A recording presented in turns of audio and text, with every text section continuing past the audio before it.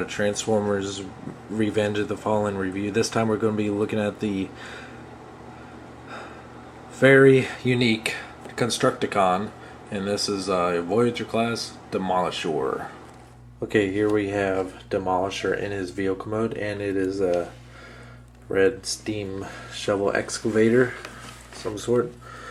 He is, for a Voyager class figure, he is pretty small. He's only about, as considering how long he is with this shovel compacted away, he's only about barely the length of a deluxe, but he's pretty wide.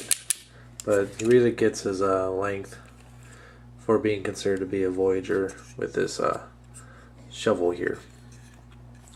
And speaking of shovel, you can see his Mech Alive gimmick in here.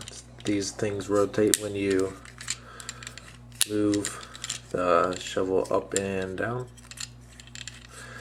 And that's pretty much the extent of his abilities in this. He does have some fair amount of detailing with these steps here going along the side. There's a little room in there somewhere. No detailing there.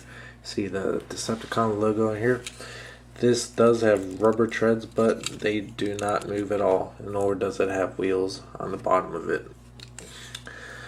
So it's really nice. It's a little, for how huge you see him in the trailer, he is a little bit too small, unfortunately. But there's nothing you can really do about it. I mean, to get him to the same size as you see him in the movie trailer, he would just be ungodly big and way too expensive. So, alright, that's it. On with the transformation. I really don't know where to start with it, because transformation is very unique, to say the least. I just want to get these out of the way and separate the shovel, and then separate the rest of the body like this. Lift these pieces up.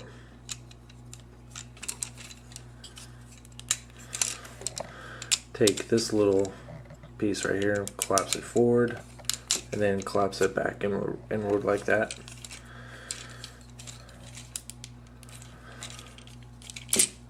Okay. Then once you have him something like this, rotate one of them. I think you can only really rotate the left one all the way around, so the treads on the top. Press them on the sides like this to make the wheel. Do that again. Then flip this around so it's inward and attach it like that.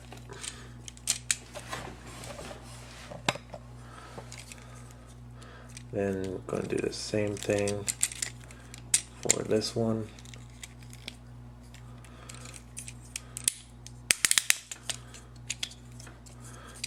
Fold this out just a little bit, just so you can that'll pop off like that.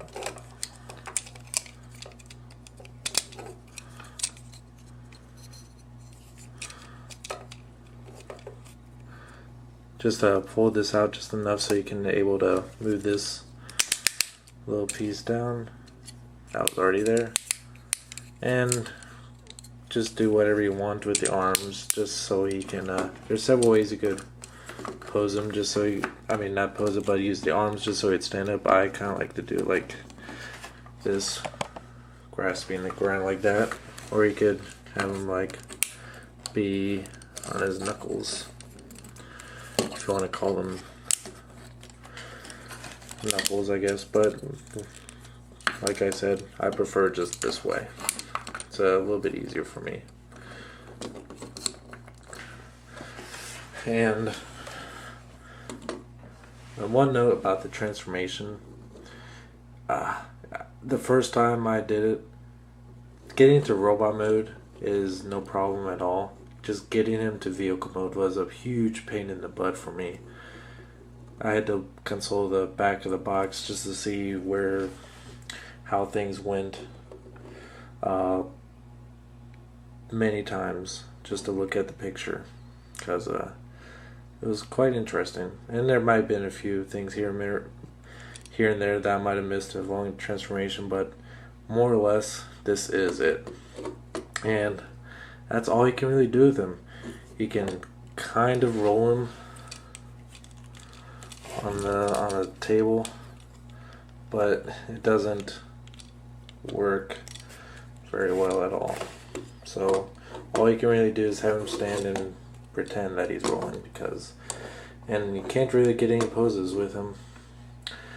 And then in the trailer, he has like kind of a motorcycle mode laying down like this. The box doesn't really show anything having third mode like that, so I'm guessing that was only for the movie. But I think this looks just fine for him. Other than lack of posability, he is really detailed. He has a very cool looking face. The treads themselves are very nice looking.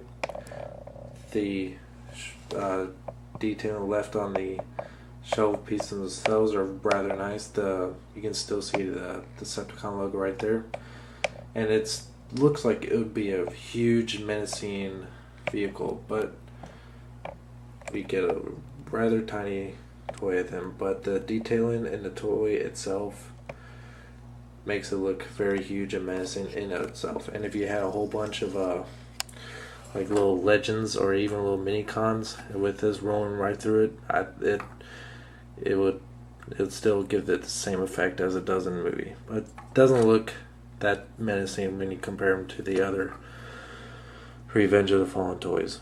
So I do recommend them. Just don't expect a whole lot of play value from them. Until next time, thank you for watching.